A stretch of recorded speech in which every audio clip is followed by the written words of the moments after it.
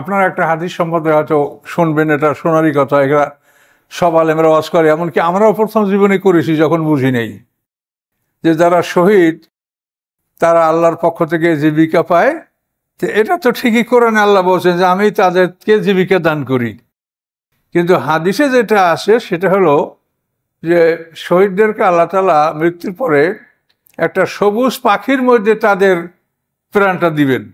এই সবুজ পাখির মধ্যে শহীদের প্রাণটা দেওয়ার পরে এই পাখিটা জান্নাতে উড়ে উড়ে জান্নাতের ফল খাবে, পানি খাবে, এবং যা ইচ্ছে তাই করবে, সারা জান্নাতে উড়বে, এবং শেষ পর্যন্ত আল্লাহর আরশের কেন্দিলে, কেন্দিল মানে ঝাড়বাতি, আরশের সাথে ঝাড়বাতি ঝুলানো আছে কেন্দিল, ওখানে এই পাখিগুলি যেয়ে বসবে। এই হাদিসটা আছে, কিন্তু এটা খুব চমকপ্রদ, সবাই শুনলে এটা ভালোই লাগে যে শহীদের জন্য আল্লাহ তাআলা এই মর্যাদা ঘোষণা করেছেন। কিন্তু বিষয়টা এমন মারাত্মক, সেটা আপনি চিন্তা করলে অবাক হবেন। সেটা হলো যে এরা বেহেশতে ঢুকলো, বেহেশতের খাদ্য খাচ্ছে, এখন এইটাই কি তাদের চূড়ান্ত, না ইসরাফিলের সিঙ্গার ফুৎকারের সময় তারা মরবে? এটা জবাব দিতে হবে। ইসরাফিলের সিঙ্গার ফুৎকারে যদি তারা মরে, তো মরার পরে দ্বিতীয় সিঙ্গার ফুৎকারে তারা তো পাখি হিসেবে করতে বাধ্য। কোরআনে আল্লাহ বারবার বলছেন কামা বাদাকুম তাউদুন, তোমাদের প্রথমবার যেভাবে সৃষ্টি করেছে দ্বিতীয়বার তোমাকে ওভাবেই সৃষ্টি করা হবে। তো এখন যদি ইসরাফিলের সিঙ্গার ফুৎকারে এরা মরে, তো দ্বিতীয় সিঙ্গার ফুৎকারে এরা উঠবে পাখি হিসেবে, সবুজ পাখি। আর যদি না মরে, তাহলে এরা তো ভেসতে আসে, তাহলে এরা ভেসতে থেকে যাবে, কিয়ামত হবে, হাসর হবে, বিচার হবে, এখানে তারা উপস্থিত হবেই না, তারা ভেসতে আসে।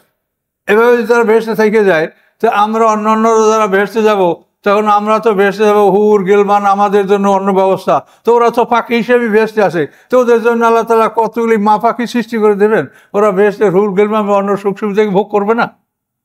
এ কথার জবাব কি? কাজে এই জন্য হাদিসের ব্যাপারটা, এইগুলি যারা করেছে তারা আমাদের চাইতে মহাজ্ঞানী লোক। এই জিনিসগুলোর মধ্যে শিরক আছে। শিরক হলো তানাসুক, মানে যে হিন্দু ধর্মে আসে যে একটা প্রাণী মরার পরে মানুষ যদি পাপ করে মরে, তা একটা খারাপ প্রাণী হিসেবে জন্ম নেয়, আর যদি ভালো করে মরে, তা একটা পাখি বর্ণ সুন্দর প্রাণী জন্ম। এটা তানাসুক। এইরকম প্রাণীর মৌবত হয়, একের পর এক বদলি হতে থাকে, একের পর এক বদলি হতে। এই তানাসুক, এটা ইসলামের সম্পূর্ণ নিষিদ্ধ, হারাম, ইসলাম সেটা অনুমতি দেয় না। কিন্তু এই হাদিসটা মানলে তানাসুক হয়, অর্থাৎ মানুষের প্রাণ পাখির মধ্যে কেন যাবে? মানুষের প্রাণ তো পাখির মধ্যে যাবে না। পৃথিবীতে যত সৃষ্টি আল্লাহ করেছেন, কোনো সৃষ্টির কোনো বদলি হবে না। যাকে আল্লাহ পাখি বানিয়েছে, পাখি, পোকা হবে পোকা, মানে যাকে যেভাবে আল্লাহ বানাইছেন হাসরের ময়দানে ওইভাবে তাকে তুলবে। কোনো মানুষের কোনো সৃষ্টির মধ্যে পরিবর্তন হবে না, এটা হলো আল্লাহর সুন্নাত। ওইটা যদি আমি মানি, তো এই প্রশ্নগুলি সম্মুখীন হতে হচ্ছে যে তারা কি ভেসতে ঢুকলো, ঢুকে থেকেই গেল, তাহলে তারা তো ওই পাখিই থাকবে। তাহলে আমরা ভেসতে যাব, তখন আমাদের যে জীবনটা যেভাবে হবে, তারা তো পাখি। এটা কি সম্ভব? কাজে এই সমস্ত ব্যাপারে চিন্তা করলে দেখা যায় যে আপনারা সবসময় সংক্ষেপে জানার চেষ্টা করবেন। যেখানে জানার প্রয়োজন নাই সেখানে না অযথা হাদিসের মধ্যে গেলে শুদ্ধ অশুদ্ধ তো আমরা বুঝতে পারবো না। যেখানে কোরআনের ব্যাখ্যা আমরা ভালো বুঝি না হাদিস ছাড়া, সেখানে আপনি হাদিসের সহযোগিতা নেন। কিন্তু ব্যাপকভাবে এর মধ্যে ঢুকতে গেলে আমরা এরকম সমস্যায় পড়ব। এবং যে ইসলামের যারা সমালোচকরা নাস্তিক, তারা কিন্তু এই সব জিনিসগুলো ধরেই তারা ইসলামের সমালোচনা করে যে এটা কিছু না, এই ইসলাম যা এগুলো কথা, এগুলো ঠিক না।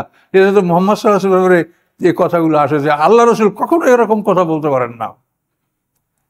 আপনি কোনোদিন কল্পনা করতে পারেন না যে আল্লাহর রসুল আল্লাহর বিপক্ষে বা কোরআনের বিপক্ষে কোনো কথা বলবেন। চিন্তা করতে পারেন? যেখানে আল্লাহ বলছে যে মুহাম্মদ সাল্লাল্লাহু আলাইহি ওয়াসাল্লাম কোনো কথা বানাইয়া বললে আমি তার ডাইন হাত ধরে তার হৃৎপিণ্ডের রক কেটে দিতাম। এত বড় কঠিন কথা কোরআনে আল্লাহ বলছেন। সেই নবী কি আল্লাহর কোরআনের বিপক্ষে? হ্যাঁ, আল্লাহ রসুল কি কোনো কথা বলতে পারেন?